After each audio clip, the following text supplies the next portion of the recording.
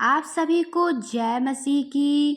तो आज का वचन है इफिसियों 4:25 में।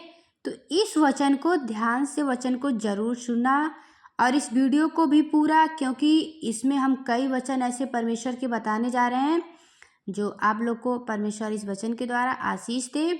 परमेश्वर का पवित्र वचन कहता है, इस कारण झूठ बोलना छोड़कर हर एक अपने पड़ोसी से सच बोलें, क्योंकि हम आपस में एक दूसरे के अंग हैं। क्रोध तो करो पर पाप मत करो। सूर्य अस्त होने तक तुम्हारा क्रोध ना रहे और ना शैतान को अवसर दो। चोरी करने वाला फिर चोरी ना करे, वरन भले काम करने में अपने हाथों से परिश्रम करे, इसीलिए कि जैसे प्रयोजक हो उसे देने को उसके पास कुछ हो।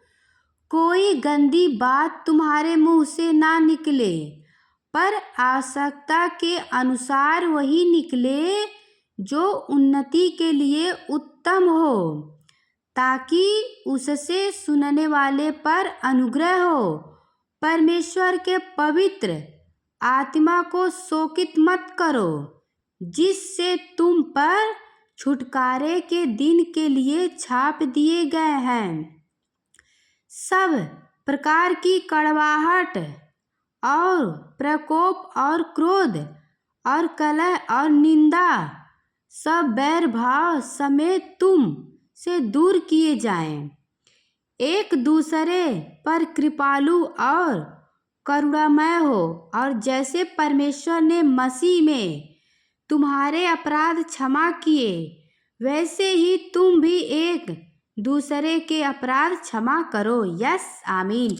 तो देखिए, यहाँ परमेश्वर का पवित्र वचन कहता है कि कोई भी गंदी बात तुम्हारे मुंह से ना निकले, पर निकले आवश्यकता के अनुसार वही निकले जो उन्नति के लिए हो, ताकि उसे सुनने वाले पर अनुग्रह हो। हालेलुया।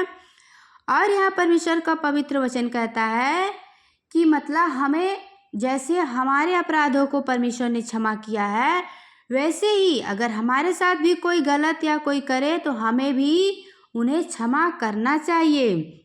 यदि हम अपने अपराधियों को क्षमा नहीं करेंगे तो हमारे जो अपराध हैं परमेश्वर क्षमा नहीं करेंगे। तो जैसे यहाँ परमेश्वर वचन में लिखा गया, तुम्हारे अपराध क्षमा किए, वैसे ही तुम भी एक दूसरे के अपराध क्षमा करो। जैसे परमेश्वर ने हमारे अपराधों को क्षमा किया, वैसे हम भी एक दूसरे के अपराधों को क्षमा करें। हालेलुया। तो आगे का और हम वचन बताते हैं। इफिसियों 5:8 में वचन लिखा गया, क्योंकि तुम तो पहले अंधकार थे, परंतु अब प्रभु में ज्योति हो, अतः ज्योति की संतान के समान चलो।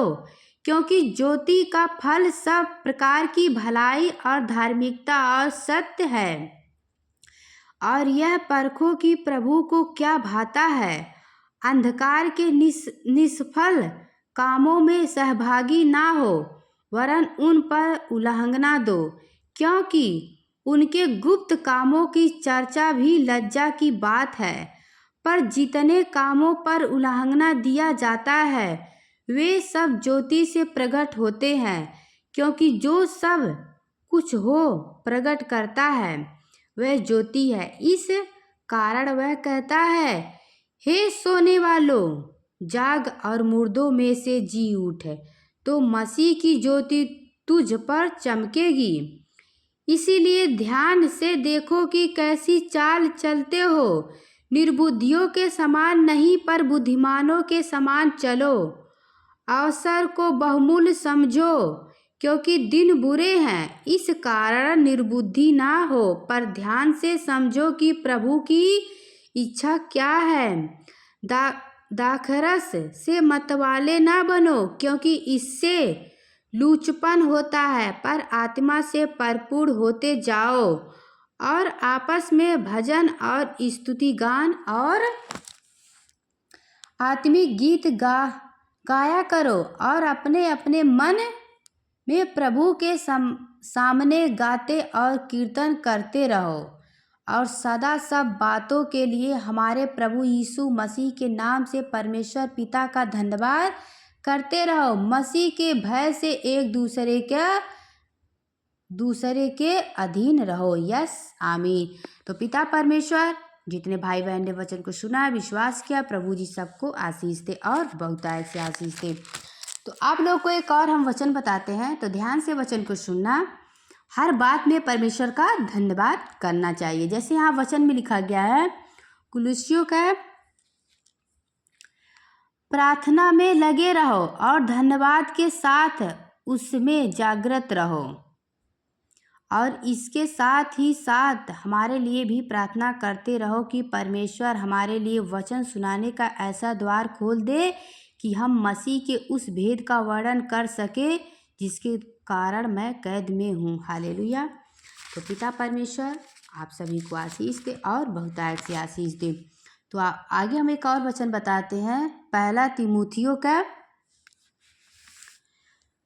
2:5 में लिखा गया है वचन, क्योंकि परमेश्वर एक ही है और परमेश्वर और मनुष्य के बीच में भी एक ही बिचवाई है, अर्थात मसीह यीशु जो मनुष्य है, जिसने अपने आप को सबके छुटकारे के दाम में दे दिया और उसकी गवाही ठीक समय पर दी गई है। मैं सच कहता हूँ, झूठ नहीं बोलता कि मैं इसी उद्देश्य से प्रचारक और प्रेरित और अन्य जाति के लिए विश्वास और सत्य का उपदेश ठहराया गया। हालेलुया।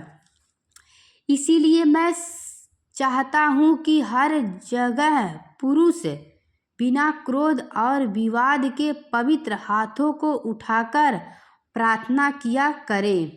हालेलुया। वैसे ही स्त्रियां भी संकोच और संयम के साथ सुहावने वस्त्रों से अपने आप को संवारे, ना कि बाल गूंथने और सोने और मोतियों और बहुमूल्य कपड़ों से, पर भले कामों से, क्योंकि परमेश्वर की भक्ति करने वाली स्त्रियां को यही उचित भी है। स्त्री को चुपचाप पूरी अधीनता से सिखाना चाहिए। मैं कहता हूँ कि स्त्री न उपदेश करे और ना पुरुष पर आज्ञा चलाएं, परंतु चुपचाप रहे, क्योंकि आदम पहले, उसके बाद हवा बनाई गई और आदम बहकाया ना गया, पर स्त्री बहकाने में आकर अपराधिनी हुई।